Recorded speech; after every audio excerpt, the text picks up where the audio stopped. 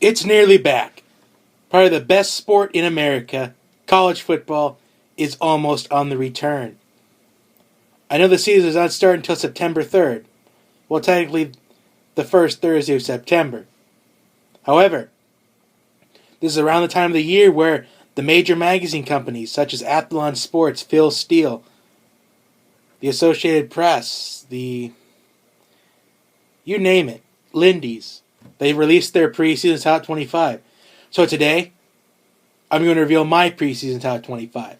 There could be some surprises, but please stay tuned to see where your favorite team could be at. Now, at number 1, I have the Clemson Tigers. At number 2, I have the Ohio State Buckeyes. Number 3, the Stanford Cardinals. Number 4, the Oklahoma Sooners. Number 5, the Florida State Seminoles. Number 6, your defending national champions, the Alabama Crimson Tide. At number 7, the Baylor Bears. Number 8, the LSU Tigers. Number 9, the Iowa Hawkeyes. Number 10, the Notre Dame Fighting Irish. At number 11, the Tennessee Volunteers. Number 12, the Houston Cougars. Number 13, the Ole Miss Rebels. Number 14, the TCU Horned Frogs. Number 15, the Michigan Wolverines, led by Jim Harbaugh in his sophomore season as coaching the Michigan Wolverines. Number 16, we got the Oregon Ducks. Number 17, we have the Florida Gators. 18, we have the Wisconsin Badgers. Number 19, we have the Oklahoma State Cowboys. Number 20, we have the UCLA Bruins. Number 21, we have the Michigan State Spartans. Number 22, we have the Texas A&M Fighting Aggies. Number 23, we have the USC Trojans. Number 24, we have the Georgia Bulldogs. And number 25, we have the Louisville Cardinals. And at number 343,000, we have the Nebraska Cornhuskers. That was a joke. Now, let's explain the rankings. Well, let me explain them. Number 1, the Clemson Tigers. Yes, they are losing a lot of defensive talent, but you still have the nation's best quarterback in Deshaun Watson leading your team. So that should just be significant to their season and why they should be number 1. As I have a feeling Deshaun Watson is fueled by fire, considering what happened in the championship game. And number 2, the Ohio State Buckeyes. They lost talent as well, a ton of it. All the talent to the NFL, like they lost Cardell Jones, Joey Bosa, Braxton Miller. They lost a bunch of other talent as well. But you still have J.T. Barrett leading your team, who's a pretty solid quarterback. Number 3, we have the Stanford Cardinals, led by running back Christian McCaffrey, who is probably going to be one of the top 3 frontrunners for the Heisman Trophy this season. Maybe if one thing probably goes different in the Oregon-Stanford game, we may have ended up seeing Stanford in the college football playoff last year. Number 4, we have the Oklahoma Sooners. Yes, you lose a couple defensive players, and you lose one of your best receivers in Sterling Shepard, but you still have Baker Mayfield. Number 5, the Florida State Seminoles. They had the top recruiting class on National Signing Day, or one of, and you still have Dalvin Cook at running back. Number 6, many people think Alabama should be number 1 because they won the national championship, but they lost a lot of talent. They lost Derrick Henry. They lost a lot of offensive line. They lost a lot of defensive players. And they're in a quarterback competition right now. Number 7, the Baylor Bears. That's another pretty team that needs some answers, because you've lost defensive talent as well with Sean Oakman and Andrew Billings.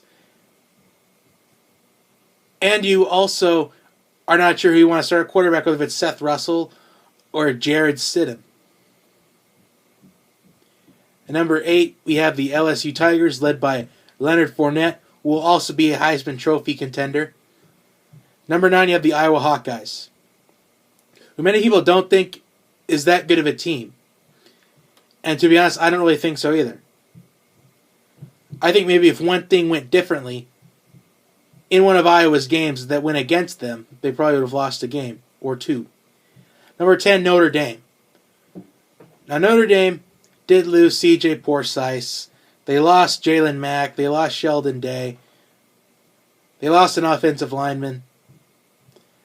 And plus, they're in a quarterback competition between Malik Zaire and Deshaun Kaiser. Depending on who is going to be the quarterback of that team, the fate of the season will be on their shoulders, which I will probably cover that in a future video, as that is on one of my future video ideas.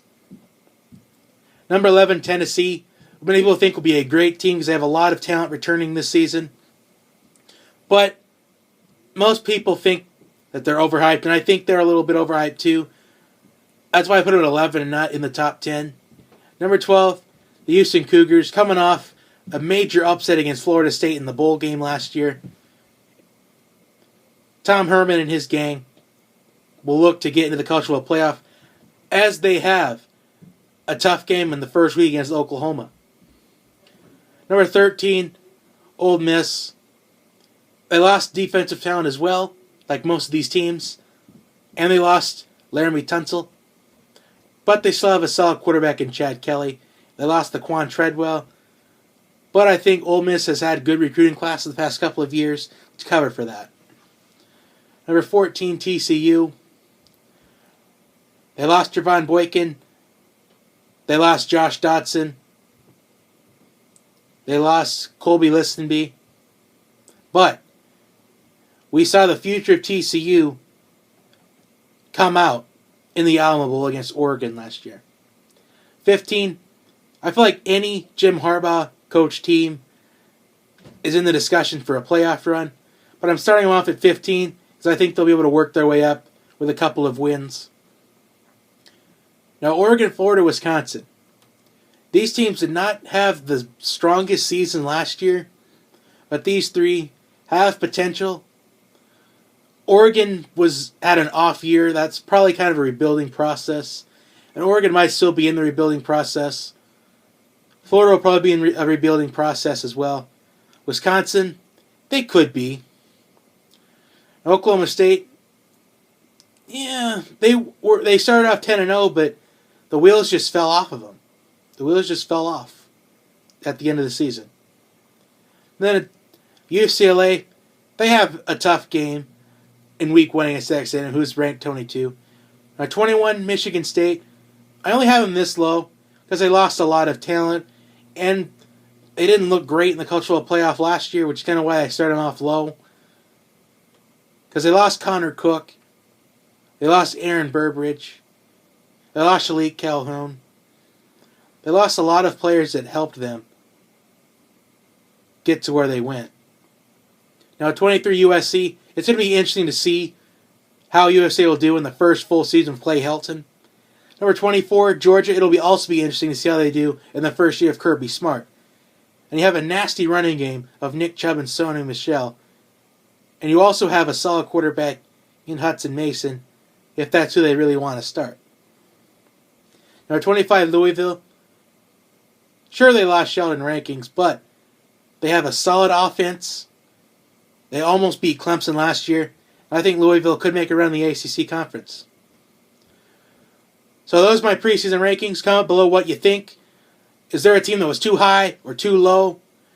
And was there a team that was not in the top 25 that should be? Or was there somebody in there that wasn't, that shouldn't be in the top 25?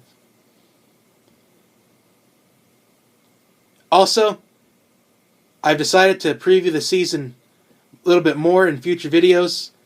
It seemed the majority of people that commented wanted them to have separate conferences. Like, for example, I'll preview the ACC one day, then maybe the SEC, then the Big 12. I also will probably do a video on Notre Dame, because Notre Dame deserves a little bit of love in college football, because Notre Dame's kind of an elite team, even though they don't really have the strongest schedules. They don't play the strongest opponents. So please like this video, subscribe to the channel. The channel has lost a little bit of momentum lately, but I feel like we're slowly but surely gaining it back. I'll see you in my next video. Have a great day, everyone.